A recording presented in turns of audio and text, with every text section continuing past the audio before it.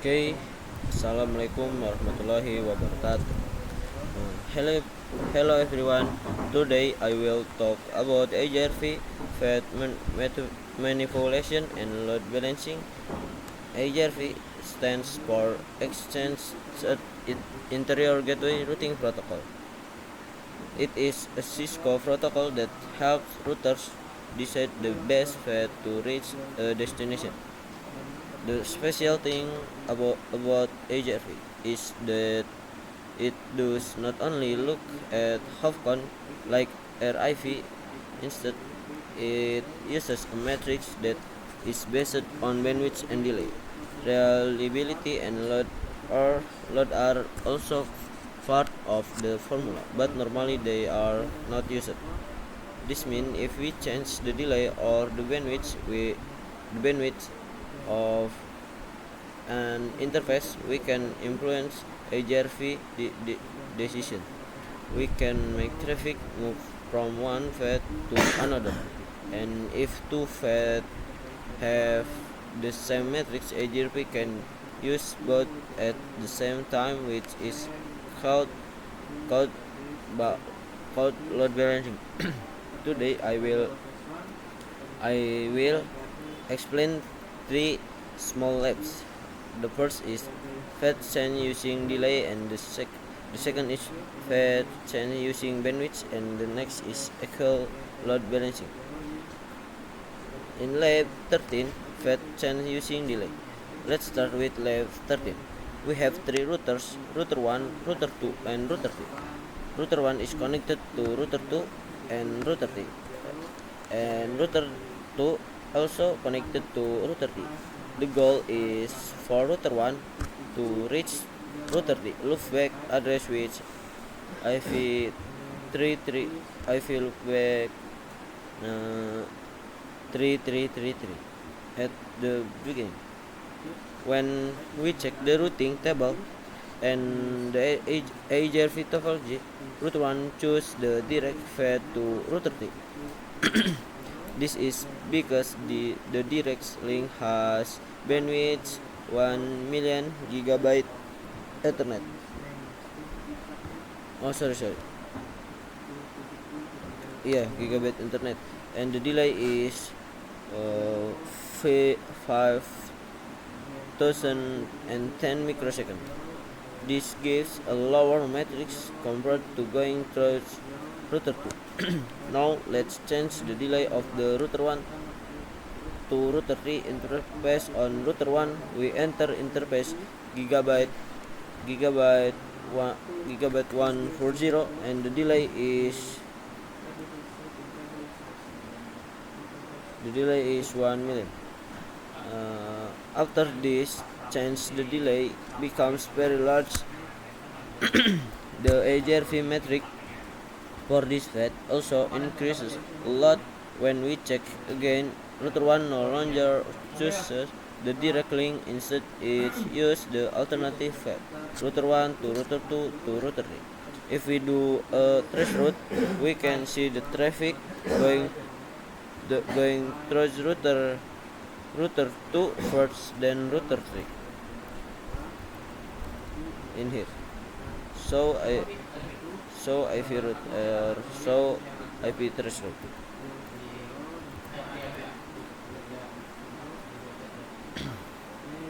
If we do a trace route, so the lesson from this lab.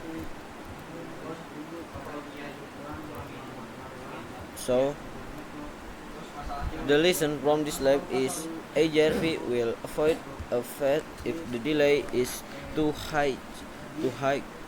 By manipulating delay, we can control the routing decision. We going to the next lab is 14. About path change using bandwidth. Okay, we continue to lab 14. First, we remove the delay, setting back to normal. You just enter to interface gigabyte 140 and you remove the delay. Now instead of delay, we will change the bandwidth On router 1, we go to the same interface and type. This makes Hyper-V think the link speed is only 10 GB, which is extremely slow compared to the real gigabyte link. As a result, the metrics for the direct router 1 to router 3 fed becomes very high. Hyper-V then choose the other fed router 1, router 2, and route to router 3. When we do a trace route again, we see the traffic going through router 2 to router 2. So the lesson here is by lowering the bandwidth, we can also force Hyper-V to change the fed. Okay, and we go to the next lab is lab 15 about equal load balancing. Finally, let's talk about lab 15. Now we have 4 routers: router 1, router 2, router 3, and router 4. They are connected in a square topology. Router 1 wants to reach the loopback of router 1, which is 444. There are two possible paths: router 1 to router 3 and to router 4. And the second possible path is router 1 to router 2 and to router 4. When we check the routing table, both paths have the same Hyper-V matrix is 1050. Sorry, yeah, I think you can see in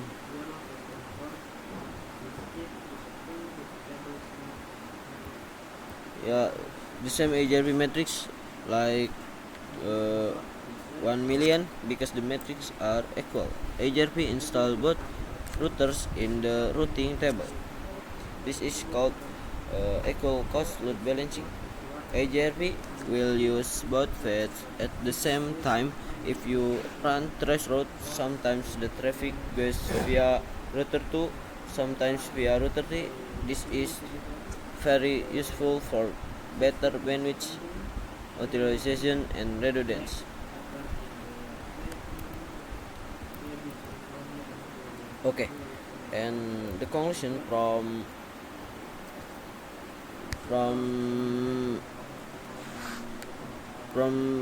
sorry. So let's summarize what we learned.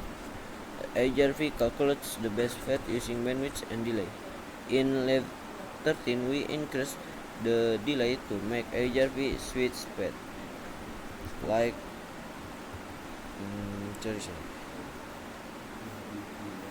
Like go to, there is two path, but Hyper-V use path this 2 gigabyte to interface gigabyte, not use the interface F00.